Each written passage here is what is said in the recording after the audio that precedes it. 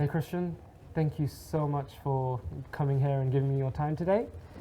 So I know you're part of Versuvio Labs, and I just kind of wanted to talk to you today a bit more, learn more about what you do, as well as talk about smart cities and how you can maybe bring some value and some solutions to those projects that might be looking to get into that, or if you can then participate yourself. So, Sure. Yeah. So Versuvio Labs is effectively a technology execution business. So that means that we are good at building stuff. We do that primarily in insurance, but also in other areas of fintech. Within insurance, though, we work across the supply chain. We work with large companies, large incumbent businesses, insurance companies, claims handlers, and companies like that.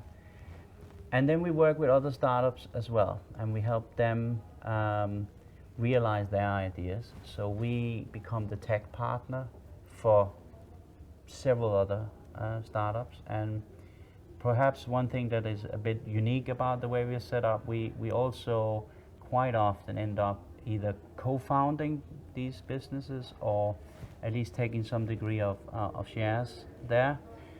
So we have a portfolio of companies that we work with, and we are sort of a combination of a software company and an investor.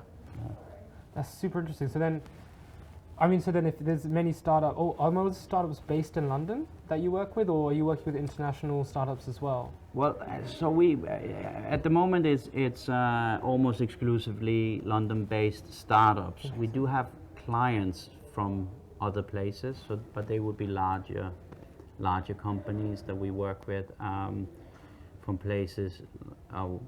Actually, now I'm just realizing we do have one startup in Canada. Oh, excellent. But we most of them are in the UK. We do have a customer in Germany. We have done business in Hong Kong as well.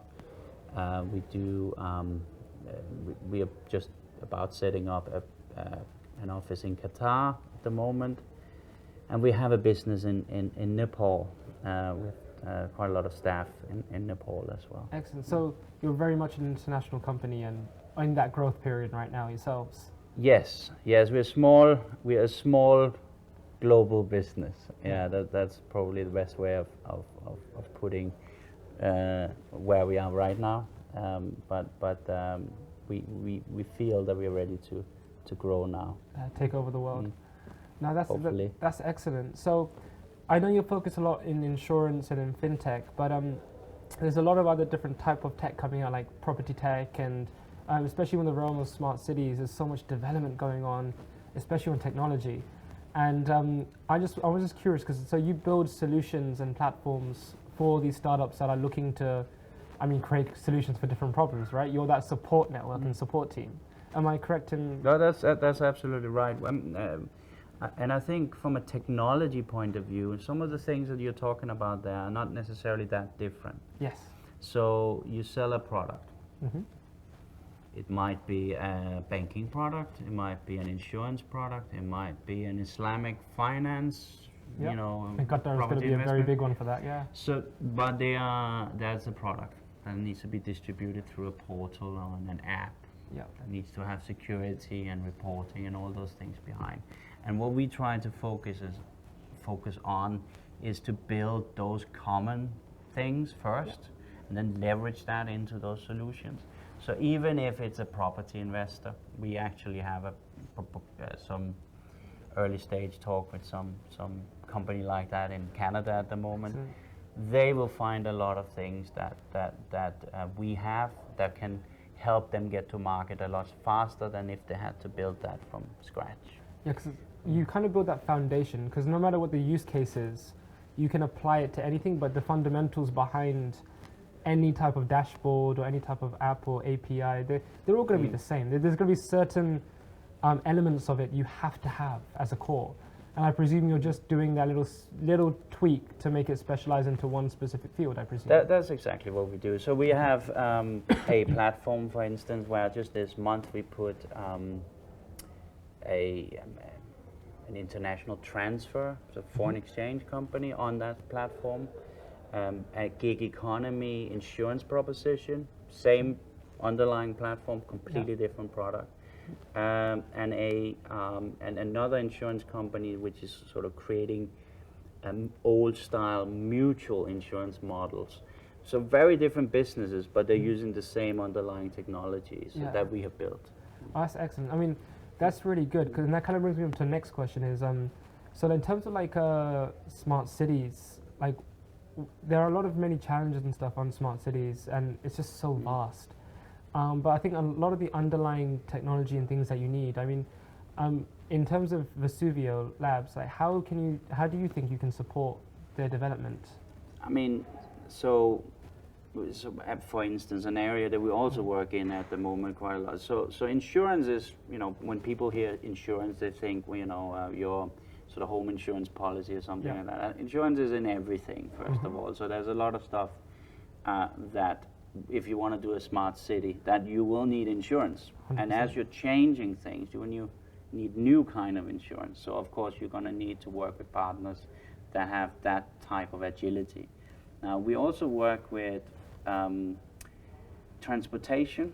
So an area that we are very interested in is cargo and shipping. Mm-hmm. And in that area you have a lot of tracking of where things go, and automating claims, for instance, when this particular container has been damaged, lost, not treated in the way it should be. That kind of technology is exactly the same that a smart city would be looking to do. It's all about IoT, smart devices, but that's great. You have that all over the place. Then it's about connecting that and reacting to that, acting on that data. So if you have a smart road, you have a lot of data, but you need to have some supporting software to actually listen to those events, to that data that's coming in, and initiating the right processes for that. And that's the kind of stuff that we do. Now, there's also another aspect to this. You don't start by being smart. You have to transition into it. So almost all of our clients, want to be digital, for instance. Yes. But they go from being not digital to digital. And a lot of the software that we build is actually to support that process. So if you start by, you have a lot of paper, but you have to deal with that, because you're not going from one day to the other just sort of make all the paper disappear. So a huge amount of our software is aimed at trying to extract data from paper, get that into these various systems, and then transition into a more digital world. So there's two things I just got from that. First is you're really helping the environment. Second thing, you're the bureaucrat's nightmare, where you're actually taking away bureaucracy and you're digitizing everything to make that whole process a lot smoother. So I presume local governments can really, really benefit from you. Yeah, so we haven't worked with local governments so far. We've worked with political parties. I mean, even them. We have worked indirectly in the UK for some, because councils do a lot of reporting, and their accountants have to deal with that, and that's very often in the UK paper. Yep.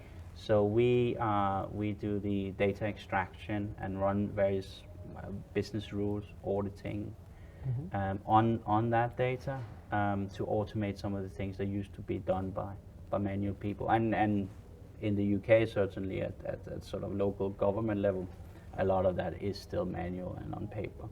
We don't like to go into a client and say, my job here is to try to make you lose your job. Yeah. What we try to do is to say, actually, we will help you automate some of the mundane things that you do, so you can focus your time and effort on the things that actually makes a difference. Yeah. So we would hope that the way to employ this is to say, you have some staff that are spending all that day typing in from a form into a system, and now they can spend some time actually servicing their customers, you know, you and me.